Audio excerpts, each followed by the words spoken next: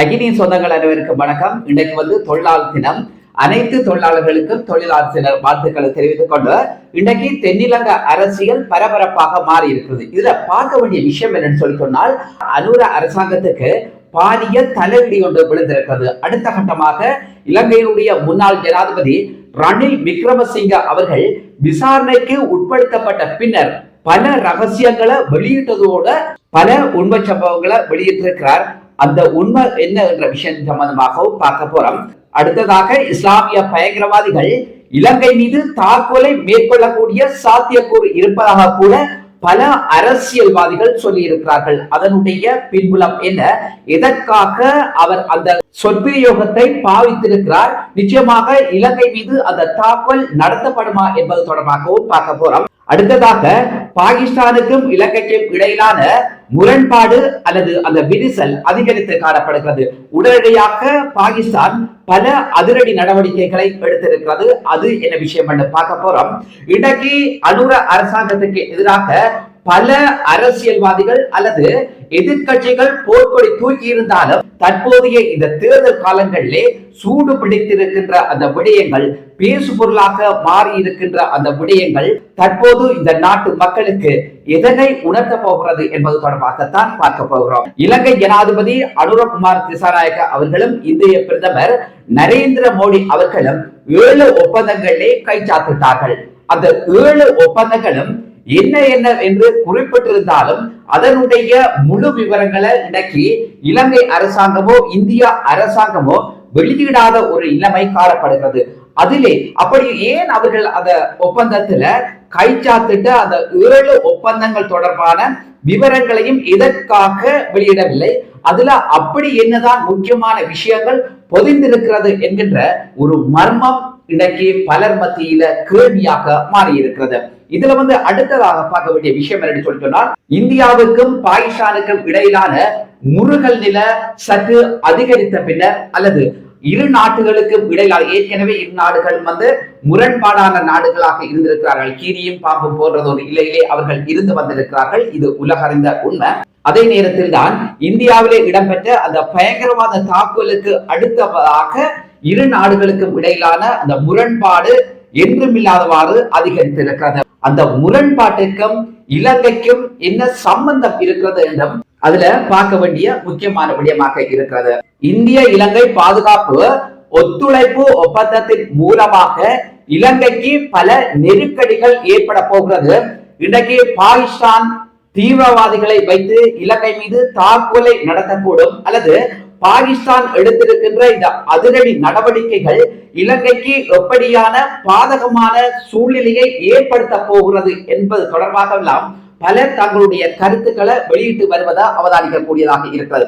இதுல பார்க்க வேண்டிய விஷயம் என்று சொன்னால், பாகிஸ்தானுடனும் இந்தியாவுடனும் நட்புறவை பேடி வந்த ஒரு நாடாக இருக்கிறது. அதே நேரத்திலே பாகிஸ்தானை விட இந்தியாவுக்கும் இலங்கைக்கும் இடையிலான உறவு அதிகமாக இருக்கிறது. ஏனென்று சொல்லி சொன்னால், இலங்கையும் இந்தியாவும் அண்டை நாடுகளாக இருக்கின்ற படியாலையும் இந்து சமுத்திரத்தினுடைய முக்கியமான ஒரு நாடாகவும் இருக்கின்ற காரணத்தினால் இலங்கை இந்தியாவை அனுசரித்து போக வேண்டிய ஒரு தேவை இருக்கிறது.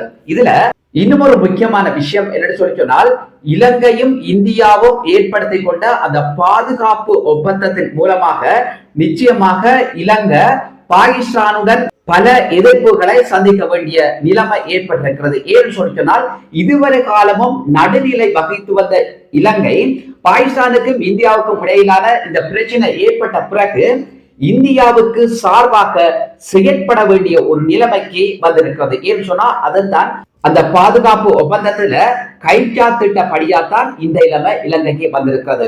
ஏன்னு சொல்லி சொன்னால், இதுல பாகிஸ்தானுக்கு எதிராக இலங்கை விரும்பியோ விரும்பாமலோ செயற்பட வேண்டிய ஒரு நிர்பந்தம் இலங்கைக்கு ஏற்பட்டிருக்கிறது. இதே நேரத்தில் தான் இந்திய பிரதமர் நரேந்திர மோடி என்ன செய்திருக்கிறார் சொல்லி சொன்னால், இரு நாடுகளுக்கும் இடையிலான இந்த முரண்பாடு கொஞ்சம் கூடுதலாக வந்தவுடனே இலங்கையினுடைய ஜனாதிபதி அனுரகுமார் திசாநாயக்க அவர்களோடு 15 நிமிடங்கள் தொலைபேசி மூலமாக உரையாடி இருக்கிறார். அது பாகிஸ்தான் அரசாங்கத்துக்கு தெரிஞ்ச உடனே பாகிஸ்தான் அதிரடியாக ஒரு நடவடிக்கை எடுக்குது. என்னன்னு சொல்லி சொன்னால், பாகிஸ்தானுக்கும் இலங்கைக்கும் இடையிலான ராணுவ பயிற்சி ஒப்பந்தத்தில இருந்து பாகிஸ்தான் விலகிக் கொள்ளுது.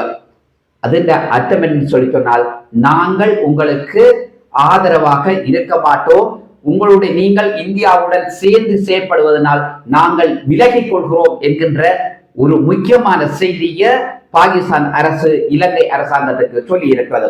இது தொடர்பாக சபிக்க ரணபக்க என்ன சொல்றார் சொல்லி சொன்னால், பாகிஸ்தான இலங்கை வெறுப்பதன் மூலமாக இஸ்லாமிய பயங்கரவாதிகள் இலங்கை மீது பயங்கரவாத தாக்குதலை மேற்கொள்வதற்கான சாத்தியக்கூறுகள் இருப்பதாக கூட அவர் சொல்லி இருக்கிறார்.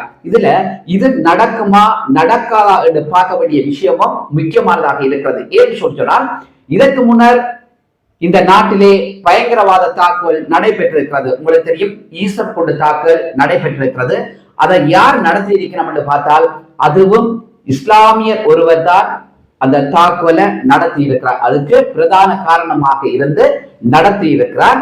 அதே நேரத்தில் இன்றைக்கு இஸ்லாமிய பயங்கரவாதிகள் பல நாடுகளை அச்சுறுத்தும் வகையிலும் பல நாடுகளுக்கு சவால் விடுகின்ற வகையிலும், ஏன் அமெரிக்காவை கூட இந்த இஸ்லாமிய பயங்கரவாதிகள் இந்த பென்டகன்ல போய் அமெரிக்காவுடைய முக்கியமான, அதாவது ராணுவ மையம் என்று சொல்லப்படுகின்ற இந்த பென்டகன்ல போய் விமான தாக்குதலை கூட நடத்தி இருந்தார்கள். அதாவது தற்கொலை விமான தாக்குதலை கூட நடத்தி இருக்கிறார்கள். அந்த அடிப்படையில தான் இலங்கை மீதும் இஸ்லாமியர்கள், குறிப்பாக ஜிகாத் போன்ற இயக்கங்கள் தாக்குதலை நடத்தக்கூடும் என்கின்ற ஒரு சந்தேகத்தை சம்பிக்க ரணபக்க வெளியிட்டிருக்கிறார். இது நடக்குமா நடக்காதா என்ற விஷயத்தை சற்று பொறுத்திருந்தால் பார்க்க வேண்டும். இன்னொரு விஷயம் என்று சொல்லி சொன்னால், அடுத்ததாக இலங்கையினுடைய முன்னாள் ஜனாதிபதி ரணில் விக்ரமசிங்க அவர்கள் கடந்த ஒரு சில நாட்களுக்கு முன்னதாக லஞ்ச ஊழல் ஆணைக்குழு முன்னிலையில நிறுத்தப்பட்டிருக்கின்றார். அவரிடம் 3 மணி நேரங்கள் விசாரணைகள் மேற்கொள்ளப்பட்டிருக்கிறது. இந்த விசாரணையில ரணில் விக்ரமசிங்க அவர்கள் என்னத்தை சொல்றார் என்று பார்ப்போமா இருந்தால், அவர் உண்மையை ஏற்றுக்கொள்றார். பல அதிர்ச்சிகரமான சம்பவங்களை வெளியிடுறார். என்னன்னு சொல்லி சொன்னால், நாங்கள் 1 மில்லியன் ரூபாவை எடுத்துக்கொண்டது உண்மைதான். ஆனால் இதற்காக அந்த காசு எடுக்கப்பட்டது என்று சொல்லி சொன்னால், இந்த நாட்டில அந்த காசை சும்மா வைத்திருக்காமல் முதலீடுகளை மேற்கொண்டு அந்த லாபத்தை இந்த அரசாங்கத்தினுடைய தேவைக்கு பயன்படுத்துவதற்காக அல்லது இந்த லாபத்தை ஈட்டுவதற்கு மட்டும்தான் நாங்கள் அந்த 1 மில்லியன் ரூபாய் பணத்தை எடுத்துக்கொண்டோம் என்கின்ற அந்த உண்மையை முன்னாள் ஜனாதிபதி ரணில் விக்ரமசிங்க அவர்கள் ஏற்றுக்கொண்டிருக்கிறார்.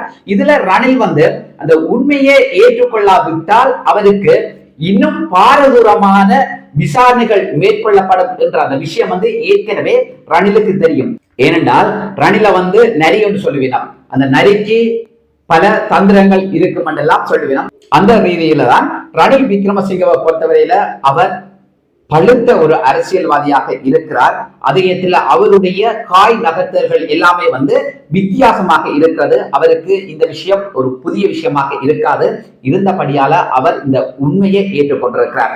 அடுத்த விஷயம் என்னன்னு சொல்லி சொன்னால், இலங்கையினுடைய எதிர்கட்சிகள் இலங்கை அரசாங்கத்துக்கு அல்லது அனுரைக்கு இன்னும் ஒரு நெருக்கடியை கொடுக்கணும்னு சொல்லி சொன்னால், நீங்கள் இந்தியாவுடன் செய்து கொண்ட 7 ஒப்பந்தங்களுடைய முழு விவரத்தையும் வெளியிடுங்கள்.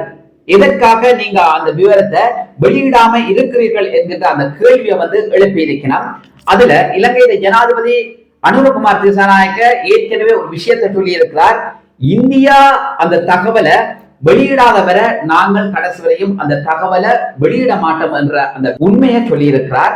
இருந்த போதிலும் இதற்காக அந்த விடயங்கள் வெளியிடப்படாம இருக்கிறது, அப்படி அதிலே என்ன அடக்கப்பட்டிருக்கிறது என்ற கேள்வியைத்தான் எதிர்கட்சி தலைவர் சயித் பிரேமதாசவும் நாடாளுமன்ற உறுப்பினர் நாமல் ராஜபக்சவும் இந்த கேள்வியை இலங்கை அரசாங்கத்தை பார்த்து எழுப்பியிருக்கிறார். இன்றைக்கு அரசியல்வாதிகளுக்கு, பல அரசியல்வாதிகளுக்கு ஒரு சாதகமான இலக்கு ஏற்பட்டிருக்கிறது. ஏன்னு சொன்னா, இந்த பாதுகாப்பு இந்திய இலங்கை இந்த பாதுகாப்பு ஒத்துழைப்பு ஒப்பந்தம், இது இந்தியாவுக்கும் இலங்கைக்கும் இடையிலான ஒப்பந்தம். ஏன்னு சொல்லி சொன்னால், இந்தியாவுக்கு ஒரு நெருக்கடி வரப்போது அல்லது இலங்கைக்கு ஒரு நெருக்கடி வருகின்ற போது பாதுகாப்பை அளிக்க வேண்டியது அந்த இரு நாடுகளுடைய பொறுப்பாக இருக்கிறது. இந்த இரு நாடுகளும் இந்த ஒப்பந்தத்துல கைச்சாத்திட்ட பிறகுதான் அடுத்தபடியாகத்தான் இந்த பாகிஸ்தானுக்கும் இந்தியாவுக்கும் இடையிலான இந்த நெருக்கடி அல்லது அந்த போர் சூழல் இலங்கைக்கு அடுத்தபடியாக இந்த அனுர அரசாங்கத்துக்கு தான் அடுத்த ஒரு இடிய கொடுத்திருக்கிறது. இது அனுர அரசாங்கத்துக்கு இடையிலான ஏன்னா பாகிஸ்தானோட நட்புறவு என்று சொல்லிக்கல வர்த்தக ரீதியான உறவு இருந்திருக்கிறது. அதே போலதான் ராணுவ ரீதியில அந்த ராணுவ பயிற்சி எல்லாம் பாகிஸ்தான் ஏற்கனவே யுத்த காலத்திலும் சரி தற்போதும் சரி இலங்கைக்கும் வழங்கி வருகிறது. இலங்கை பாகிஸ்தானும் இணைந்து பல கடற்பயிற்சிகள் எல்லாம் இடம்பெற்றிருக்கிறது. ஏன் அண்மையில திருகோணமலை கடற்படை துறைமுகத்தில கூட அப்படியான பயிற்சிகள் இடம்பெற்றதை கூட நீங்கள் எல்லாருமே அவதானிக்க கூடியதாக இருந்தது. அந்த ரீதியில் தான் இன்றைக்கு அரசியல்வாதிகள் அனுர அரசாங்கத்தை விமர்சிக்கின்ற ஒரு இலக்கை தள்ளப்பட்டிருக்கிறது மட்டுமல்ல, சர்வதேச ரீதியில அல்லது இஸ்லாமிய நாடுகள் மத்தியில அனுர அரசாங்கத்திற்கு ஒரு அபகீர்த்தி ஏற்படுத்தப்பட்டிருக்கிறது. பாகிஸ்தானம் இலங்கையை எதிர்க்கின்ற ஒரு சூழல் ஏற்பட்டிருக்கிறது. இதுதான் இன்றைய தொகுப்பினுடைய முக்கிய சாராம்சமாக இருக்கிறது. நல்ல சொந்தங்களை மீண்டும் ஒரு தொகுப்பின் மூலமாக உங்கள் அனைவரையும் சந்திக்கிறேன். நன்றி, வணக்கம்.